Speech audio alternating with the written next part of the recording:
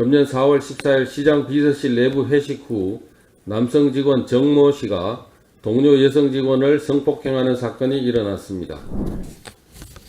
민주당 성범죄 진상조사단 위원장 맡고 있는 곽상도 의원입니다.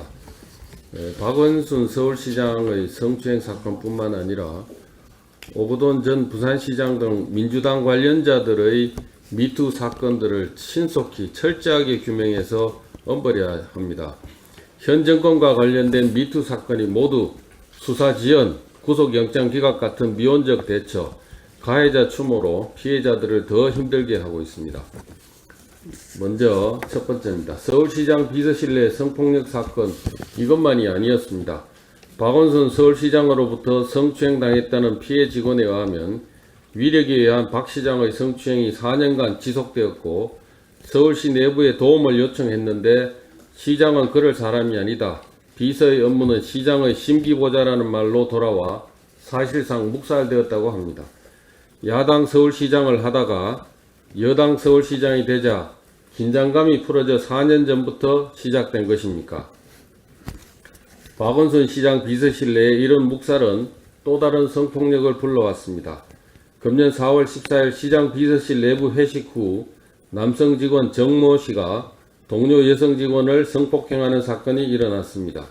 경찰에 신고 접수된 이 사건은 서초경찰서에서 수사해 6월 초 서울중앙지검으로 송치되었다고 합니다.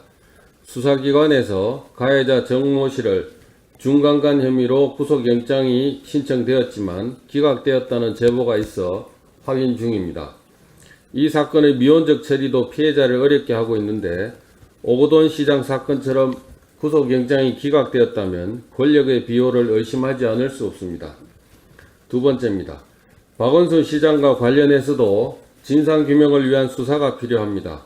공소권이 없어도 수사가 이루어진 사건이 여럿 있습니다. 작년 3월 18일 문재인 대통령은 장자연, 김학의 버닝썬 사건에 대해서 공소시효가 지난 일도 사실 여부를 가리라. 검경 지도부가 명운을 걸고 철저히 진상조사하라고 지시한 바 있습니다. 또 화성 연쇄살인 사건, 이춘재 사건 등 공소권 없음에도 수사가 이루어진 사건들이 많이 있습니다. 박원순 시장 사건의 피해 여성은 긴 침묵의 시간 홀로 많이 힘들고 아팠다고 울부짖고 있습니다. 이제 대통령이 나서서 이에 대해 응답해야 합니다. 세 번째, 경찰에서는 박원순 시장이 고소된 사실을 청와대 국정상황실에 보고했다고 합니다. 청와대에서는 누가 당사자인 박 시장에게 수사기밀을 알려주었는지 밝혀야 합니다. 이번 박 시장 사건의 피해자는 고소와 동시에 피고소인에게 수사 상황이 전달되어 서울시장 지위에 있는 사람에겐 본격 수사 전에 증거인멸의 기회가 주어진 것을 목도했다고 합니다. 비단 박원순 시장 사건만 그렇겠습니까?